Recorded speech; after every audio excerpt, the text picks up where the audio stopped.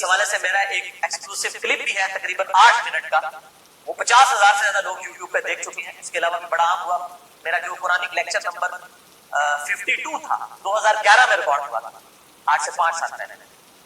اس میں ایک کلپ کاٹ کے چڑھا ہوا ہے. آپ اگر لکھیں یوٹیوب پہ جا کر شیعہ کا نکاح متع اور سنی کے نکاح مسیار کی حقیقت، آپ یہ رومن میں لکھیں، بلکہ آپ شیعہ کا نکاح متع یہ لکھ دینا تو میرے کلپ ٹاپ پہ کھلے گا، کیونکہ سب سے زیادہ کلپ وہی دیکھا گیا ہے.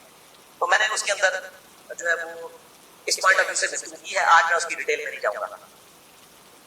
بھائیو، ان 3 آیات کی روشنی میں سورۃ المومنون آیت نمبر 5 سے لے کر 7 تک بالکل اللہ تعالیٰ نے واضح طور پر فرما دیا کہ شرمگاہ کا استعمال ایک مسلمان مرد اور عورت میاں بیوی کے ریلیشن شپ میں یا لونڈیوں والے معاملے میں ہو سکتا ہے. اس کے علاوہ اس کی قطعاً اجازت نہیں، خواہ نکاح متع ہو خواہ نکاح مسیار. تو بھائیو، جو شرمگاہ کا استعمال ہے صرف 2 صورتوں میں جائز ہے.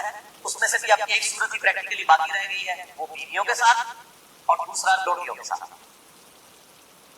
تو اس سے یہ چیز بھی اس کے اندر امپلائڈ ہے کہ اس کے علاوہ جتنی بھی چیزیں ہوں گی شرمگاہ کے استعمال کے پوائنٹ آف ویو سے وہ جائز نہیں ہوں گی. اور اس میں ٹاپ آف دا لسٹ چیز جو ہے وہ یہ مشت زنی والا ایشو ہے، جو نوجوان مردوں کے اندر ایک فتنہ پایا جاتا ہے ہینڈ پریکٹس کا. اس کی بھی حرمت اسی کے اندر امپلائڈ ہے. یعنی کوئی مرد جو ہے وہ اپنے ہاتھ سے منی نکالے اور اپنی شہوت کی تسکین کرے، وَلِعَوْذُ بِاللَّهِ تَعَالَىٰ. اور اسی قسم کے ایشوز فیمیلز کے اندر بھی پائے جاتے ہیں. اس کی ڈیٹیل میں جانے کی ضرورت نہیں ہے، اشارتاً بات کا.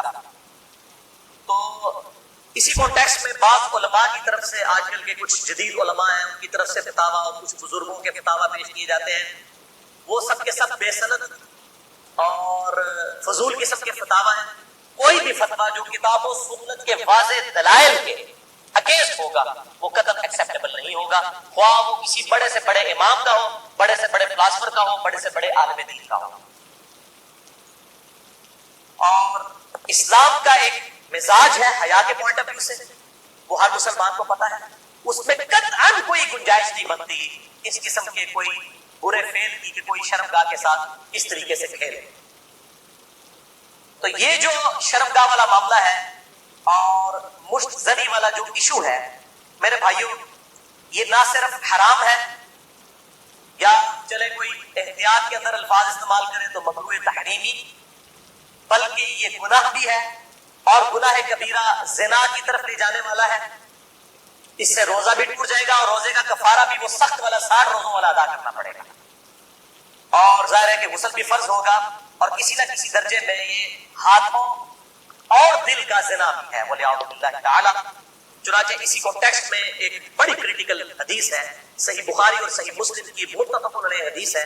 صحیح بخاری میں 6612، صحیح مسلم میں 6754 اور مشکات میں بھی 86 نمبر پہ یہ حدیث موجود ہے کہ آپ صلی اللہ علیہ وسلم نے فرمایا کہ آنکھ کا زنا دیکھنا ہے، کانوں کا زنا سننا ہے، بے حیائی کی باتیں سننا، زبان کا زنا بولنا ہے، فحش گفتگو کرنا، ہاتھوں کا زنا پکڑنا ہے، ٹانگوں کا زنا چل کر جانا ہے، اور نفس تمنا اور آرزو کرتا ہے اور شرمگاہ اس کی تصدیق کر دیتی ہے. تعبیل خاص کے اعتبار سے تو یہ زنا کے بارے میں ہے. تعبیل عام میں ہینڈ پریکٹس والا جو مشت زنی کا ایشو ہے وہ بھی اسی کے اندر داخل ہے. اب ظاہر ہے کہ اگر اس قسم کی بیماری میں کوئی شخص مبتلا ہے، اس کا علاج کیا ہے؟ توبہ کرے اور اللہ کی طرف رجوع لائے. اور اللہ تعالیٰ نے اس حوالے سے ایک نیچرل پروسیس بھی رکھا ہوا ہے. یعنی مردوں کے لیے خصوصاً احتلام کا، نائٹ فال کا ایشو ہے کہ جو ایکسیسو اس طرح کی جو انسان کے جسم کے اندر مادے بنتے ہیں وہ automatically physical phenomena of nature کے تحت نکل جاتا ہے. اور اپنی شہوت کو کنٹرول کرنے کے لیے آپ صلی اللہ علیہ وسلم نے علاج تجویز فرمایا، سب سے بڑا علاج، اور وہ ہے نکاح. اور اگر نکاح نہ ہو تو پھر کیا علاج؟ اگر آج کل کے فلاسفرز اور ان جو سو کالڈ بزرگوں کے فتوے مانے جائیں تو وہ تو کہتے ہیں کہ جی آپ نعوذ باللہ جو ہے وہ مشت زنی کر لیں، یہ علاج ہے. نبی صلی اللہ علیہ وسلم نے یہ علاج تجویز نہیں فرمایا. صحیح بخاری اور صحیح مسلم کی متفق علیہ حدیث ہے. بخاری میں 5066، اور مسلم میں 3398 اور مشکات میں بھی موجود ہے 3080 نمبر. آپ صلی اللہ علیہ وسلم نے فرمایا اے نوجوانوں کے گروہ تم میں سے جس کے پاس استطاعت ہے وہ نکاح کرے, یعنی جو فائنینشلی سپورٹ کر سکتا ہے, جس کے پاس اتنا خرچہ ہے کہ معاملات کو لے کر چل سکتا ہے. یہ فائنینشلی میں کیوں کر رہا ہوں, وہ حدیث کے الفاظ اس کی حفاظت کرنا. اگر کوئی شخص استطاعت نہ رکھتا ہو, اسی حدیث میں آتا ہے آپ صلی اللہ علیہ وسلم نے فرمایا,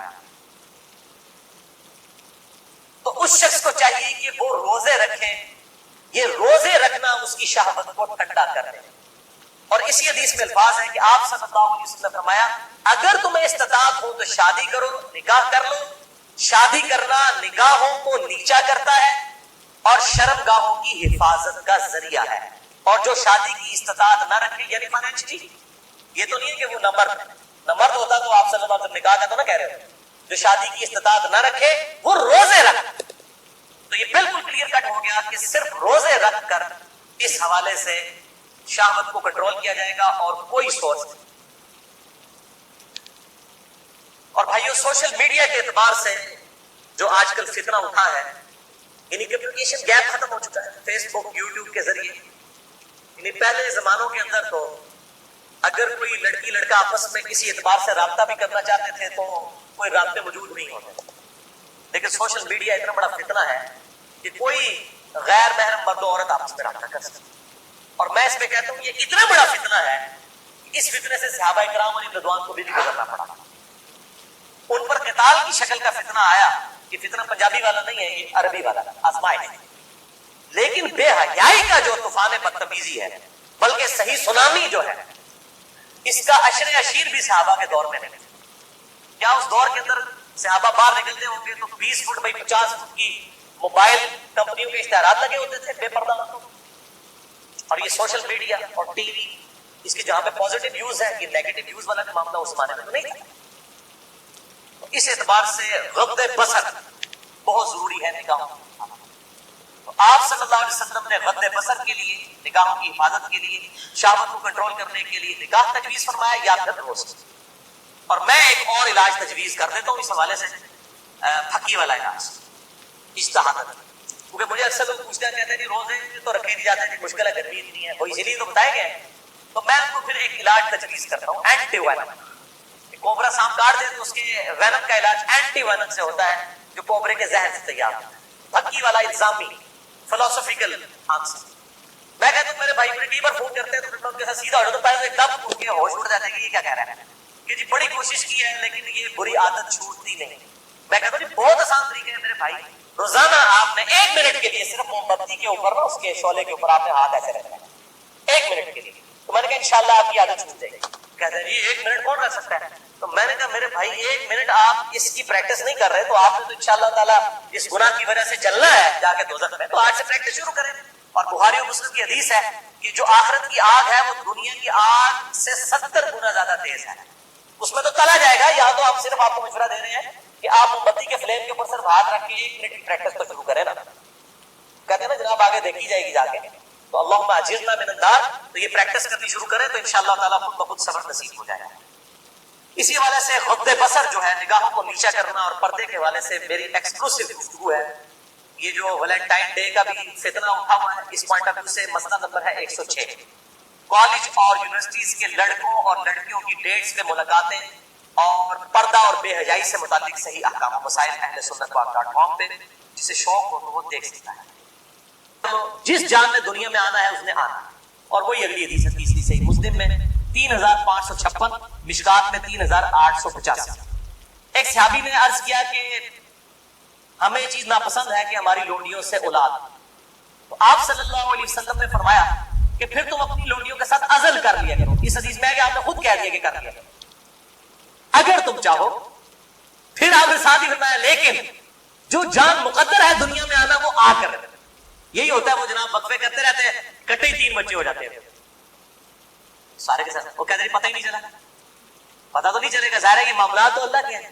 اور آپ کو یہ جو اولاد والا معاملہ ہے یہ خالصتاً اللہ تعالیٰ نے اپنے پاس رکھا ہے. کئی پیغمبر ہیں جو بے اولاد ہیں. اور سورہ شورا کے آخری رکوع میں اللہ تعالیٰ جسے چاہتا ہے بیٹے دیتا ہے, جسے چاہتا ہے بیٹیاں دیتا ہے. جسے چاہتا ہے دونوں دیتا ہے, جسے چاہتا ہے بے اولاد دیتا ہے. نبی صلی اللہ علیہ وسلم کی ساری بیویاں بے اولاد ہیں سوائے حضرت خدیجہ کے, یا ایک سیدہ ماریہ ہے, ان سے ایک بیٹے ابراہیم پیدا ہوئے, وہ بھی فوت ہو. آپ کی ساری اولاد حضرت خدیجہ سے, باقی آپ کی بیویاں جتنی ہیں وہ بھی بے اولاد. کیا ان کو اولاد کی تمنا نہیں ہوگی سیدہ عائشہ کو, سیدہ حفصہ کو ہوگی, لیکن یہ ایکسکلوسیو اللہ تعالیٰ کا ڈیسیژن. تو آپ صلی اللہ علیہ وسلم نے فرمایا کہ جو جان مقدر ہے وہ آ کر رہے گی. پھر کچھ عرصے کے بعد وہ صحابی حاضر ہوئے اور کہا یا رسول اللہ میری لونڈی جو ہے وہ تو امید سے ہے, حاملہ ہو گئی ہے. آپ نے فرمایا میں نے تجھے کہا نہیں تھا کہ جو اولاد مقدر میں ہے وہ آ کر رہے, اس کو کوئی نہیں روک سکتا. تو یہ چیزیں انسان اگر سمجھتا ہے رک جائے تو ایسا ہے. لیکن یہ یاد رکھیے یہ لونڈیوں والا معاملہ ہے. جو آزاد عورت, کیونکہ ہماری بیویاں تو لونڈیاں نہیں ہوتی, یہ تو آزاد عورتیں ہیں. آزاد عورت کے ساتھ عزل کرنے کے لیے بیوی کی اجازت کی بھی ضرورت ہے. مرد اپنی مرضی سے یہ ڈیسیژن نہیں کر سکتا. یہ ساری احادیث لونڈیوں سے ریلیٹڈ ہے.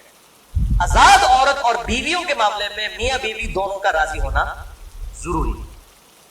لہذا اس حوالے سے صحیح مسلم سے ایک حدیث جو پیش کی جاتی ہے اور کچھ اور روایتیں کہ عزل کرنا گویا کہ زندہ بچے کو گاڑ دینا ہے یا اولاد کا قتل ہے, وہ تمام احادیث کراہت کے اوپر مبنی ہے یا پھر وہ منسوخ تصور کی جائیں گی ان احادیث کی روشنی میں.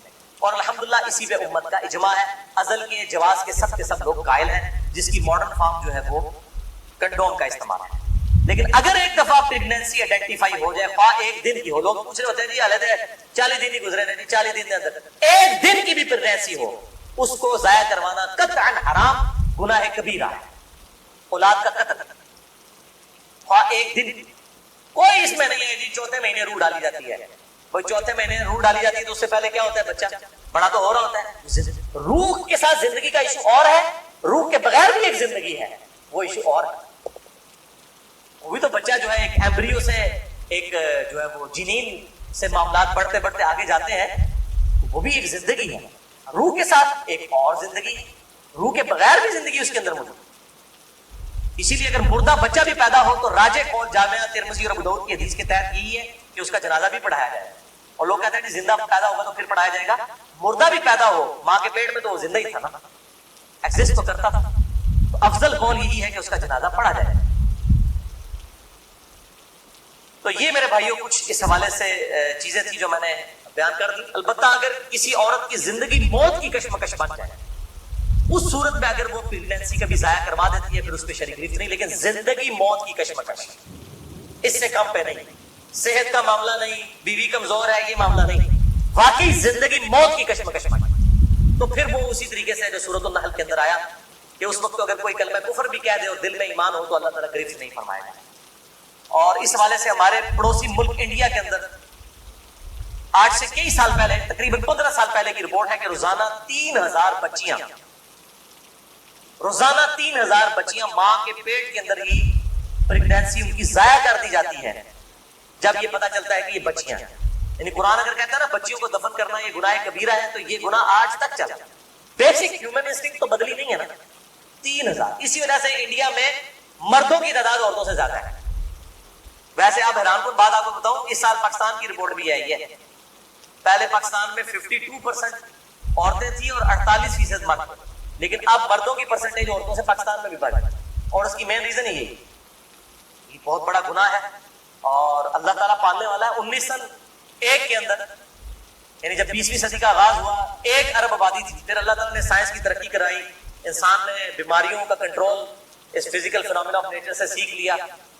اور اس وقت 1901 میں کہا جاتا تھا کہ 2001 کے اندر اگر دنیا کی آبادی ڈبل ہو گئی نا تو روٹی نہیں کوئی کسی کو ملے گی. اس وقت 1 ارب تھی 100 سال پہلے, یا آج سے 116 سال پہلے.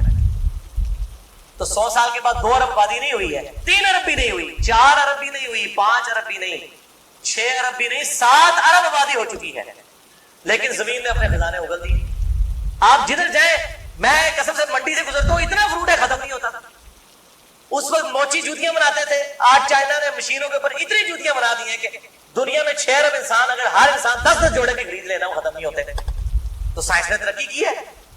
جس زمین سے 40 من گندم نکلتی تھی آج 400 من نکل رہی ہے, 10 گنا زیادہ. امریکہ لاکھوں ٹن گندم ہر سال پیسیفک اوشن میں, بحر الکاہل میں ضائع کر دیتا ہے.